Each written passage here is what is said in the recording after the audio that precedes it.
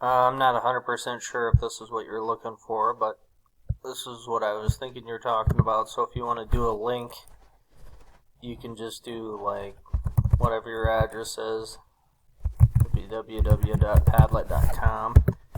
And a lot of times if you just hit enter, it'll show up as a link, and all they do to follow it is do a control and then a click, and then they would follow it. But if something doesn't show up as a link, like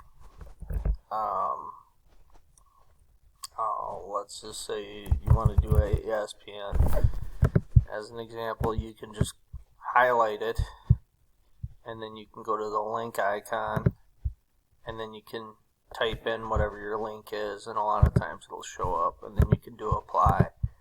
So that would be a way you can share it in Slides or Google Docs or whatever.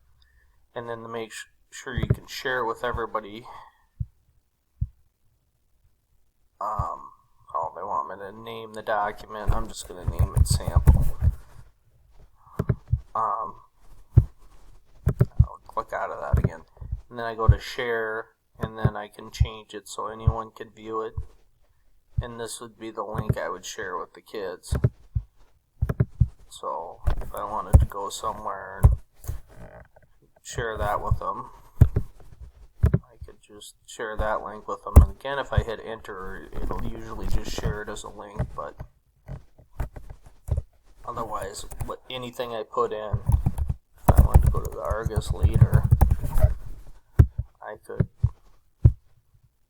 just do that, and it'll actually search for the link and click on it. So when they're actually in their document, they really don't even have to control click. They can just click on it once, and then it would take them to the link. So I hope that's what you were asking about. I'm not sure, but hopefully that'll work for you.